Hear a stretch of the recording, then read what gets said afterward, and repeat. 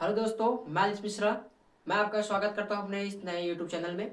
और सबसे मेरा मेन मोटिव क्या है, मेरी बातों को ध्यान से सुने और अपना हौसला बना कर रखें। जैसा कि आपके पेपर में बस 2 दिन बचे हैं, तो मैं ज़्यादा बोलने में समय नष्ट नहीं करूँगा। बस आपको हिंदी के पेपर में लिखने का तरीका और प्रीवियस पेपर जो पिछले वर्ष पेपर में आया था वो मैं आपको बताने वाला हूँ।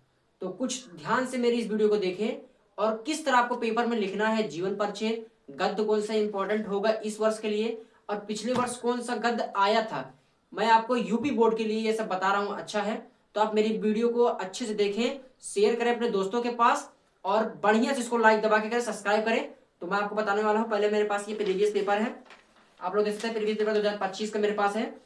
तो ये वीडियो को आप पूरा एंड तक देखें, कितनी बड़ी वीडियो हो आप ये वीडियो को अच्छे से देखें। 2 ही दिन आपके पेपर में बचे हुए हैं, तो अपना समय नष्ट ना करें, पढ़ने में ज़्यादा से ज़्यादा समय लगाएं।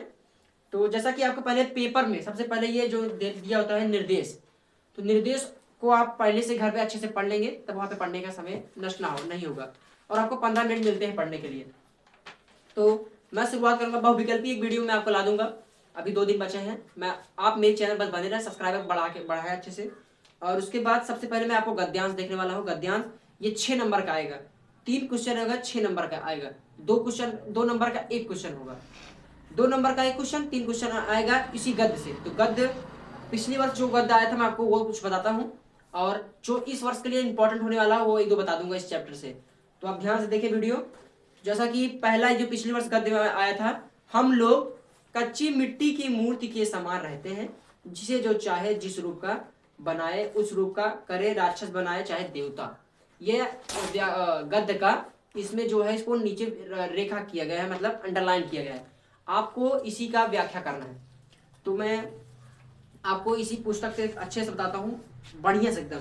तो आपको पहले सबसे पहले क्वेश्चन होगा संदर्भ लिखिए। संदर्भ लिखने का तरीका क्या होगा मैं आपको अच्छे से बताता हूँ। आप पहले हेडिंग जो क्वेश्चन नंबर होगा यहाँ पर वो क्वेश्चन नंबर डालेंगे, और उसके बाद आपको उसके बाद पहले संदर्भ लिखना है। तो आप यहाँ पे हेडिंग बनाएंगे संदर्भ, संदर्भ हेडिंग, और नीचे अच्छे से लाइनिंग करेंगे। और ये बढ़िया से लाइनिंग करें, उसी पेन से करें जिस पेन से ये लिखे, काली पेन से। उसके बाद संदर्भ लिखने का क्या तरीका क्या होगा आपका, प्रस्तुत। प्रस्तुत अगर गद्य है तो गद्य, पद्य है तो पद। प्रस्तुत गद्यांश हमारी पाठ्य पुस्तक, प्रस्तुत गद्यांश हमारी पाठ्य पुस्तक हिंदी के गद्य खंड से संकलित है, गद्य खंड से संकलित है। उसके बाद जिस चैप्टर से लिया गया, जैसे मित्रता चैप्टर से ये लिया गया है, तो मैं बताऊंगा मित्रता पाठ से लिया गया, जिसके लेखक, अब लेखक आपने पढ़ा होगा तो आपको याद होगा, मैं बता देता हूँ। प्रताप नारायण मिश्र जो भी लेखक रहेगा उनका नाम डालेंगे, प्रताप नारायण मिश्र द्वारा रचित है। रचित लिखेंगे तो लेखक लिखेंगे, ठीक है। अगर गद्य है तो लेखक, काव्य है तो वो कविता, मतलब वो आप रचना में लिख देंगे रचित, इनके द्वारा रचित। तो आप मेरी बातों को समझ रहे होंगे। ये संदर्भ लिखने का तरीका होगा। तो जैसा कि पिछले वर्ष जो आया था, हम लोग कच्ची मिट्टी के मूर्त के समान है, तो इसका गद्यांश का संदर्भ लिखना है। संदर्भ मैंने बता दिया आपको किस प्रकार लिखना है। दूसरा क्या आया था, किन लोगों की संगत करना हमारे लिए बुरा है। तो जैसा कि आप इस गद्य में पढ़ेंगे उसमें लिखा गया है, दृढ़ संकल्प वाले व्यक्ति से मित्रता रखना बुरा होता है। कैसे होता है मैं आपको समझाता हूँ। क्योंकि जो दृढ़ संकल्प के लोग होते हैं, जैसे दृढ़ संकल्प का अर्थ मतलब है जो हमसे अधिक दृढ़, मतलब उनकी बातों का हम तोड़ ना कर पाए, मतलब वो अपने बात पर हट ही रहे। जैसे दृढ़ मतलब हठी, जैसे कि जिन्हें जो अपना बात मनवाना हो वो मनवाने पर हटी रहे, उन्हें कहते हैं दृढ़ संकल्प वाले। अगर वो मित्र, तुम्हारा कोई मित्र है और वो बोलता है कि नहीं ये कार्य करना है, और तुमसे दृढ़ संकल्प का है, मतलब वो उसी पर हट है, तो वो तुमसे दृढ़ संकल्प का है और तुम्हारी बात, तुम उसकी बात नहीं मान सकते। तो ऐसे मित्रों से मित्रता नहीं रखनी है, क्योंकि वो अधिक दृढ़ संकल्प के हैं और हमारे लिए वह बुरा है। ये इसी क्वेश्चन का लिखना है, हमसे दृढ़ संकल्प के व्यक्ति से हमें मित्रता नहीं रखनी है। तो दूसरे क्वेश्चन का आंसर ये होगा, ये 2 नंबर का होगा और इंपॉर्टेंट भी होगा। तो तीसरा क्वेश्चन क्या है, रेखांकित अंश की व्याख्या कीजिए। जैसा कि रेखांकित अंश इसमें दिया गया है, रेखांकित अंश की व्याख्या कीजिए। तो रेखांकित अंश मैंने बताया, हम लोग कच्ची मिट्टी के मूर्त की समान है। तो स्टार्टिंग कैसे करेंगे आप, रेखांकित की व्याख्या। इस गद्य में लेखक ने बताया है कि हम एक कच्ची मिट्टी की मूर्त के समान है, मतलब हमें उदाहरण दिया गया है, हम कच्ची मिट्टी की मूर्त के समान है। कोई हमें चाहे देवता बनाए चाहे राक्षस, अगर हमें अच्छे की संगत मिलती है तो हम अच्छा इंसान बनते हैं, और हमें बुरे की संगत मिलती है तो हम बुरा इंसान बनते हैं। ये इसका मोटिव है। और कच्ची मिट्टी का अर्थ है कि मिट्टी को जिस प्रकार एक कुम्हार होता है जो मिट्टी को एक जिस रूप का ढालता है उसी रूप का ढालता है, तो उसी प्रकार उन्होंने उदाहरण देके बताया है। आप इसको अच्छे से पढ़ेंगे। ये पिछली वर्ष आया था, ये मेरा ही पेपर है, पिछले वर्ष मैंने दिया था। तो इस वर्ष में क्या इंपॉर्टेंट होने वाला है आपको एक दो बताता हूँ इसी चैप्टर से, आप उसको पढ़ लें अच्छे से।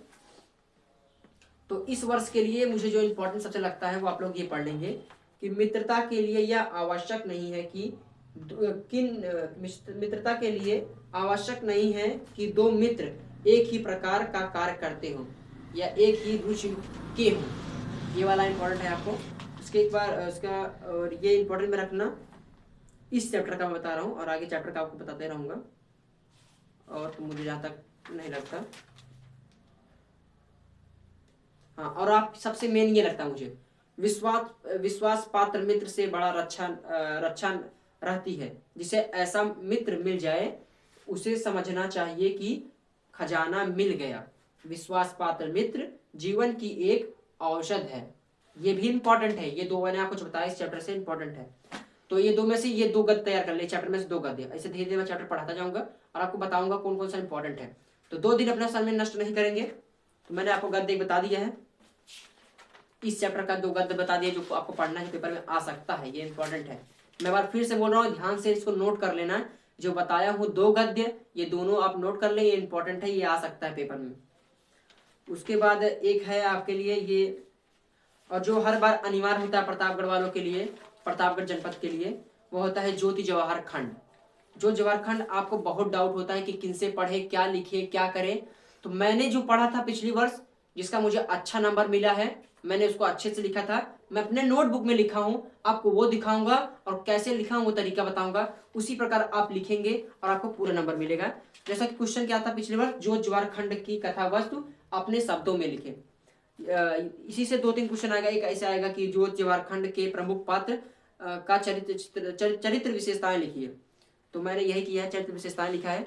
आपको मैं अपने नोटबुक से दिखाऊंगा ताकि आपको यकीन रहे और जो इम्पोर्टेंट हो आप वही पढ़ें। तो इम्पोर्टेंट में अपने यही रहा मेरे नोटबुक, और मैंने इस पिछली वर्ष इसमें लिखा है, ये पिछली वर्ष का ही मेरा नोट है, आप लोग देख सकते हैं पूरा।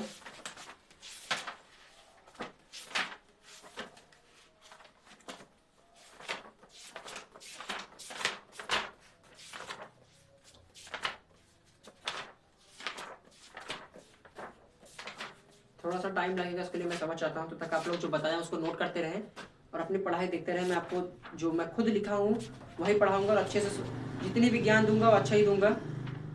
तो आप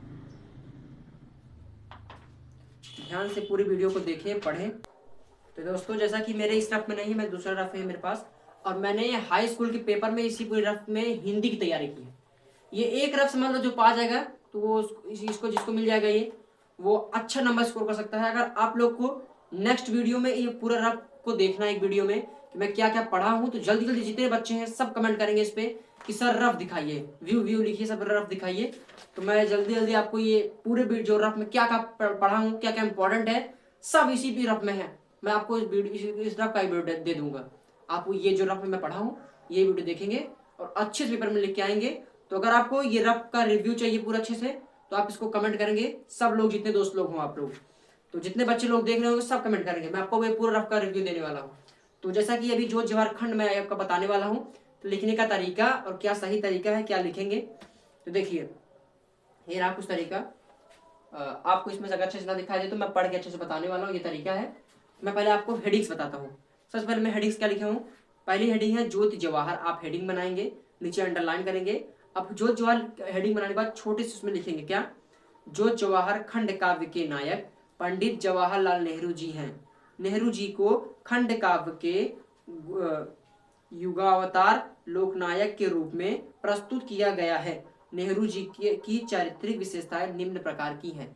ये पहले हेडिंग होगा। दूसरा हेडिंग क्या है, सर्वप्रिय लोकनायक। कुछ चीजें मैं बताता हूँ, 2 लाइन, बहुत लंबा होगा, वीडियो बड़ी हो जाएगी ज्यादा, तो मैं 2 लाइन बताता हूँ। आपको पूरा रिव्यू चाहिए तो कमेंट करेंगे सब लोग, पूरा रफ का रिव्यू दूंगा।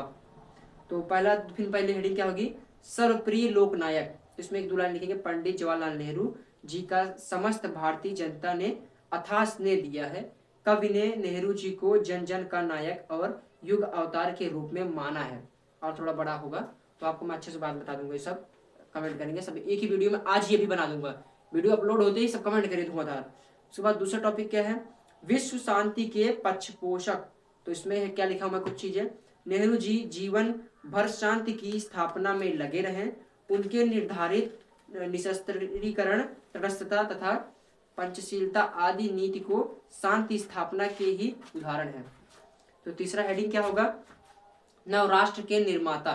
भारतवर्ष को स्वतंत्रता दिलाने के पश्चात नए राष्ट्र का निर्माण करने वाले में पंडित जवाहरलाल नेहरू जी का नाम अग्रगण्य है। इसके बाद का हेडिंग होगी देशभक्त और स्वाधीनता सेनानी। तो इसमें क्या लिखेगा, प्रस्तुत खंड में जवाहरलाल नेहरू जी को देशभक्ति के रूप में चित्रित किया गया है। और भी बड़ा ये होने वाला है, मैं आपको सिर्फ हेडिंग बता रहा हूँ। तो यही हेडिंग है, इसको आप अच्छे से पढ़ेंगे बढ़िया से। और मैं आपको एक चीज बताने वाला हूँ इस वीडियो का जो मेन इंपॉर्टेंट है, आप इसमें डेट देखिए क्या है, 23/2/2025। जब मैंने पेपर दिया था बोर्ड एग्जाम में, मैंने क्या पढ़ा था, कौन सा श्लोक, ये श्लोक देखिए, मैंने ये 4 श्लोक पढ़ा था और मैंने जो श्लोक चारों में पढ़ा वो एक श्लोक पेपर में आया है। मैं आपको पेपर में दिखा सकता हूँ कौन सा श्लोक आया था। ये देखिए पेपर में चौथा क्वेश्चन और श्लोक कौन सा, वही आया है। और मैं देखिए मेरे रफ में भी वही पढ़ा हूँ। देखिए ये रहा, सर्वे भवन्ति सुखिनः सर्वे सन्तु निरामया सर्वे भद्राणि पश्यन्तु मा कश्चित् दुःख भाग् भवेत्। और यही पिछले वर्ष पेपर में भी आया था, सर्वे भवन्ति सुखिनः सर्वे सन्तु निरामया सर्वे भद्राणि पश्यन्तु मा कश्चित् दुःख भाग् भवेत्। तो आप अच्छे से मैं जो बताऊंगा आप मेरी बातों से समझ सकते हैं कि मैंने पिछले वर्ष पेपर दिया है और हिंदी में मेरा अच्छा नंबर स्कोर आकर के आया हूँ। तो अगर आपको नेक्स्ट वीडियो मेरे रफ का स्कोर चाहिए, मैंने रफ में क्या क्या पढ़ा है, पूरा क्या क्या आप लोग पढ़ेंगे, पूरा रफ का रिव्यू दूंगा, तो वीडियो में कमेंट करें। जल्दी से जल्दी मिलते हैं आपको नेक्स्ट वीडियो में। 2 दिन जितने बचे हैं आप लोग पढ़ने में ध्यान दें। तब तक के लिए बाय बाय।